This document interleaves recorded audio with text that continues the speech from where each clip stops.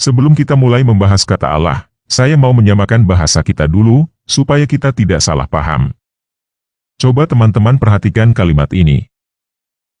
Pemain bulu tangkis Indonesia mengharumkan nama negara. Nah, pada kalimat ini, ada yang disebut kata benda, nama jenis, dan nama diri. Yang termasuk sebagai kata benda adalah pemain, nama, dan negara. Yang termasuk sebagai nama adalah bulu tangkis dan Indonesia. Tetapi ada perbedaan jenis nama antara bulu tangkis dengan Indonesia. Bulu tangkis adalah nama jenis sebuah permainan olahraga. Sedangkan Indonesia adalah nama diri sebuah negara. Jadi, nama diri adalah sebutan bagi satu individu atau entitas tertentu secara spesifik. Di dalam bahasa Inggris, nama diri disebut proper name. Sedangkan, nama jenis adalah sebutan bagi satu jenis benda atau konsep tertentu secara umum. Di dalam bahasa Inggris, nama jenis disebut common name. Sampai di sini jelas ya? Nah, mungkin teman-teman berpikir bahwa kalimat pemain bulu tangkis Indonesia mengharumkan nama negara sangat jelas dan mudah dimengerti. Tetapi sebenarnya, kalimat ini bisa dimengerti atau ditafsirkan dengan cara yang berbeda oleh orang-orang tertentu.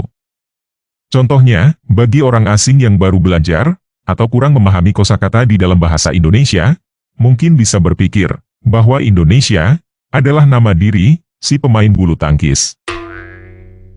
Dan negara adalah nama diri sesuatu yang diharumkan oleh pemain bulu tangkis yang bernama Indonesia itu. Jadi, seharusnya kalimat ini dipahami dengan penjelasan pemain bulu tangkis dari negara Indonesia mengharumkan nama negara Indonesia. Tetapi kalimat ini juga bisa dipahami dengan penjelasan pemain bulu tangkis yang bernama Indonesia mengharumkan sesuatu yang bernama negara. Oleh orang-orang yang kurang mengerti kosakata dalam bahasa Indonesia. Kenapa negara yang adalah kata benda bisa menjadi nama diri? Karena di kalimat itu ada disebut nama negara. Jadi orang-orang yang kurang paham bahasa Indonesia mengira bahwa negara adalah sebuah nama, hanya karena di situ tertulis nama negara. Nah, kita mungkin akan mentertawakan orang-orang yang memahami kalimat pemain bulu tangkis Indonesia mengharumkan nama negara, menjadi pemain bulu tangkis yang bernama Indonesia, mengharumkan sesuatu yang bernama negara. Tetapi ada kemungkinan kita sendiri juga melakukan hal yang sama terhadap bahasa asing. Terutama bahasa asing yang diserap ke dalam bahasa Indonesia dan mendapatkan konotasi tertentu. Sebagai contoh, bagi orang Indonesia tertentu, kata company menjadi nama diri yang menunjuk secara spesifik kepada penjajah Belanda. Padahal company itu sebenarnya hanya sebuah kata yang diserap dari bahasa Belanda yang berarti company atau perusahaan. Atau contoh lain adalah aqua yang sebenarnya hanya sebuah kata benda yang berarti air di dalam bahasa Inggris menjadi nama merek air minum yang sangat terkenal dan dipatenkan di Indonesia. Nah, apa hubungannya penjelasan ini dengan pembahasan kita? Kenyataannya, sekarang ini ada yang berpendapat bahwa Allah adalah nama diri, dan ada yang berpendapat bahwa Allah hanya sebuah kata benda. Masing-masing kelompok mempunyai argumentasi masing-masing tentang asal-usul kata Allah ini. Satu hal yang pasti, dan disetujui oleh semua pihak, adalah di dalam bahasa Arab, al adalah sebuah imbuhan yang setara dengan bahasa Inggris, the. Di dalam bahasa Indonesia, setara dengan imbuhan si atau sang. Si cantik, si ganteng, sang pelopor, sang raja, dan lain sebagainya. Nah, mengenai kata Allah, ada yang berpendapat bahwa al yang ada di depan kata Allah itu adalah imbuhan, dan ada yang berpendapat bukan. Di dalam kelompok yang berpendapat bahwa al adalah imbuhan, juga ada dua pendapat. Pendapat yang pertama mengatakan bahwa kata dasar Allah adalah ilah. Jadi, Allah adalah semacam sebutan singkat dari al-ilah. Di dalam bahasa Inggris, kata ilah diterjemahkan menjadi God. Di dalam bahasa Indonesia, banyak yang menerjemahkan kata ilah menjadi Tuhan. Padahal menerjemahkan ilah menjadi Tuhan, sebenarnya kurang tepat. Tuhan di dalam bahasa Arab, seharusnya menjadi Rob. Tuhan di dalam bahasa Indonesia mempunyai arti Tuan, Gusti, Majikan, Penguasa. Persis sama dengan arti Rob di dalam bahasa Arab. Sedangkan padanan kata ilah yang tepat di dalam bahasa Indonesia sebenarnya adalah dewa atau sesembahan. Namun karena orang Indonesia sering terbawa konotasi, jadi banyak yang tidak mau menerjemahkan ilah menjadi dewa.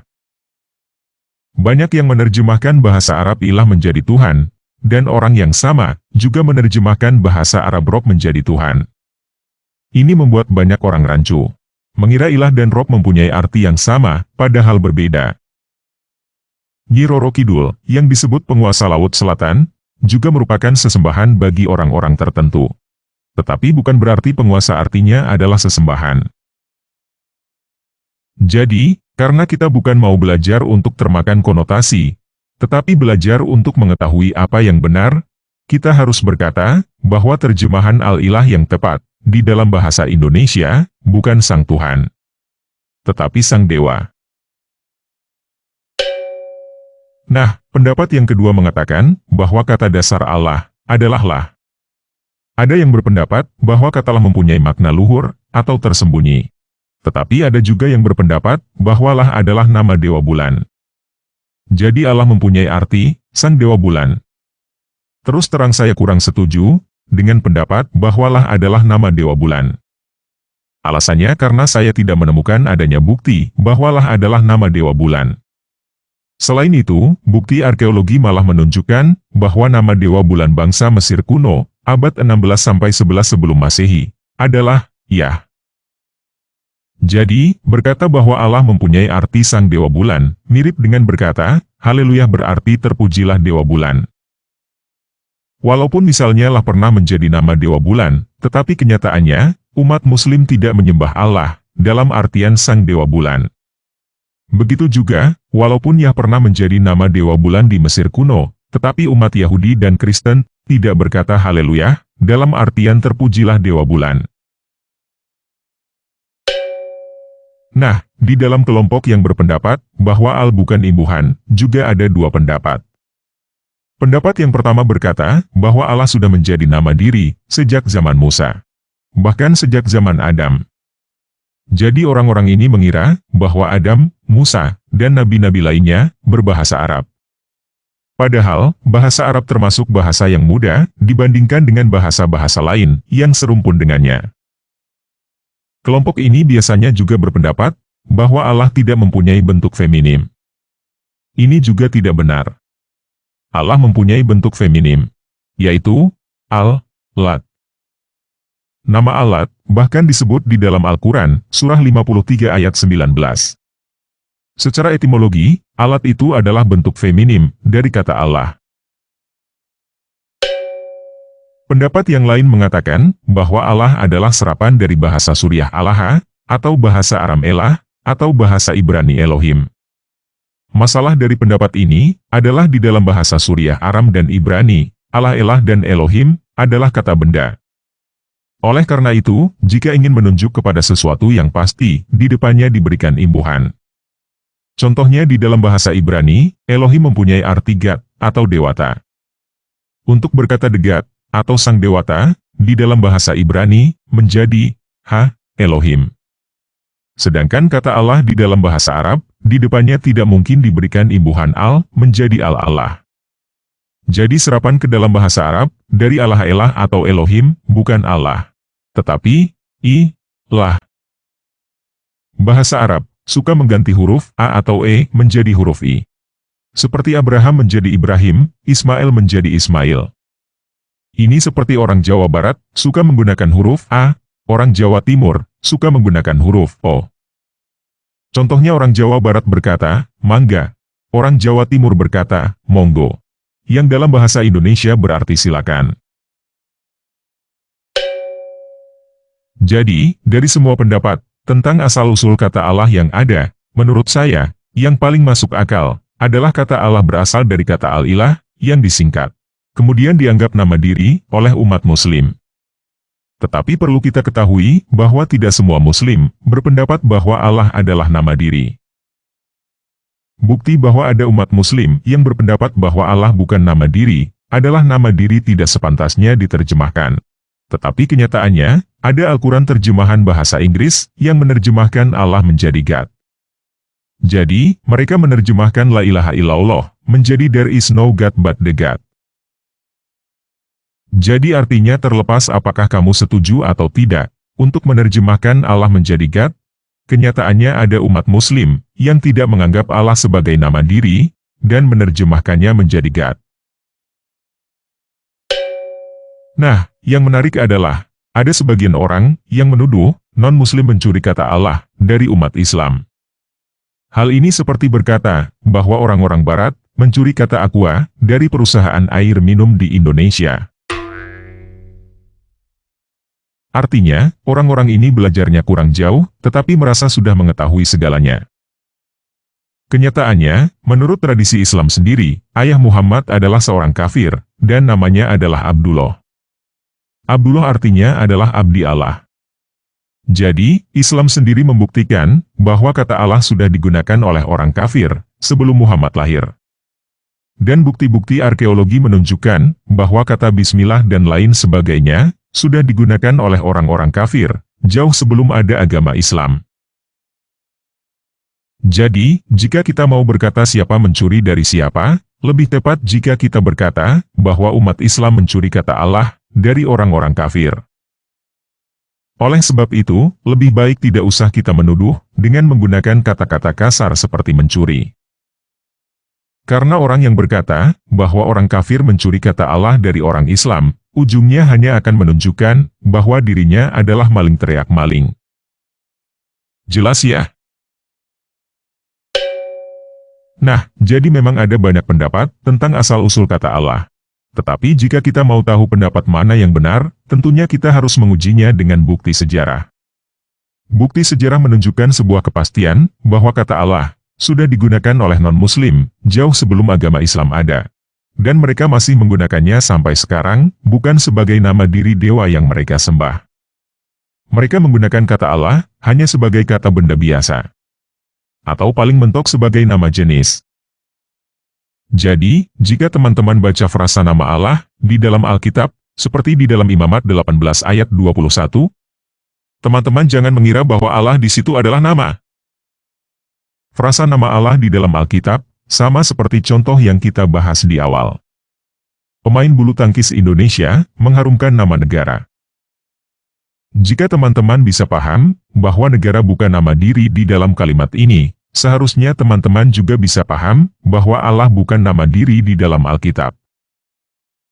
Allah hanya kata benda biasa atau nama jenis yang setara dengan kata dewa. Tidak lebih tidak kurang. Jadi, polemik tentang kata Allah bagi umat muslim dengan non-muslim, seperti seorang anak yang punya ibu bernama Mami. Bagi semua orang, Mami adalah kata benda biasa yang berarti ibu. Tetapi khusus bagi anak ini, Mami adalah nama diri ibunya. Ada dua kemungkinan kenapa ibu anak itu bernama Mami. Kemungkinan pertama, karena ibunya anak itu memang diberikan nama Mami oleh orang tuanya. Kemungkinan kedua, karena anak itu tidak tahu siapa nama diri maminya, sehingga dia mengira bahwa nama diri maminya adalah Mami. Begitu juga bagi semua non-muslim, Allah adalah kata benda biasa yang berarti dewa. Sedangkan bagi sebagian muslim, Allah adalah nama diri duanya. Mungkin karena memang duanya bernama Allah. Atau mungkin karena mereka tidak tahu siapa nama diri Allahnya, sehingga mereka mengira bahwa nama diri Allah mereka adalah Allah. Hal ini menimbulkan polemik, sehingga ketika non-muslim menyebut kata Allah, muslim mengira non-muslim sedang membicarakan dewa mereka yang bernama Allah. Ini seperti seorang anak yang mempunyai ibu bernama Mami itu, mengira bahwa ketika orang-orang lain berkata Mami, orang-orang itu sedang berbicara tentang ibunya yang bernama Mami. Oleh karena itu, jika ada orang yang mengeluh tentang ibunya, dengan berkata, Mami saya galak, anak itu tersinggung dan marah. Karena dia mengira orang itu sedang menghina ibunya. Jadi, menurut saya, kita yang lebih dewasa, harus bisa lebih memahami anak kecil, daripada berharap anak kecil memahami kita. Ada dua hal yang perlu kita lakukan. Yang pertama, adalah memberikan penjelasan, bahwa Mami kita, dengan Mami dia berbeda. Kita bukan sedang berbicara tentang ibunya dia.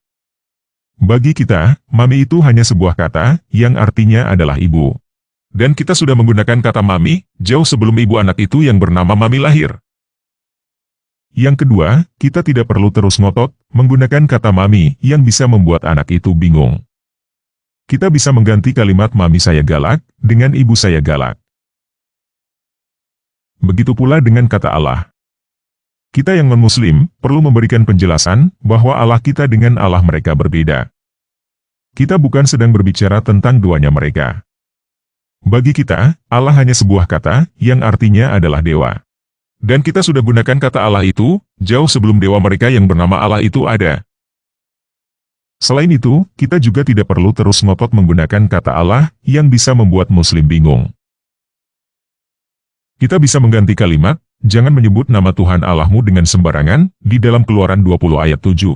Menjadi jangan menyebut nama Yahweh Tuhanmu dengan sembarangan. Menurut saya, kalimat jangan menyebut nama Yahweh Tuhanmu dengan sembarangan, jauh lebih jelas, daripada kalimat jangan menyebut nama Tuhan Allahmu dengan sembarangan. Dengan tidak menggunakan kata Allah, kita bisa meluruskan kesalahpahaman orang-orang yang mengira bahwa kata Tuhan Allah yang ada di Alkitab berarti Tuhan yang bernama Allah, dan mengambil kesimpulan yang keliru bahwa Allahnya orang Kristen sama dengan Allahnya orang Islam. Agama Kristen tidak pernah butuh untuk mengklaim bahwa duanya umat Kristen adalah dewa yang menurunkan Al-Quran gedebuk dari langit. Tetapi agama Islam selalu butuh untuk mengklaim bahwa duanya umat Islam adalah dewa yang ada di dalam Alkitab. Orang Kristen di Indonesia, Malaysia, dan daerah-daerah lain yang bukan berbahasa Arab tidak butuh ada kata Allah di dalam Alkitab. Dengan menggunakan kata dewa, kita bisa dengan jelas berkata bahwa dewanya umat Islam bernama Allah, dan dewanya umat Kristen bernama Yahweh, yang kita kenal di dalam Yesus Kristus. Oke, sekian video kali ini. Yesus Kristus penguasa saya, mengasihi kamu.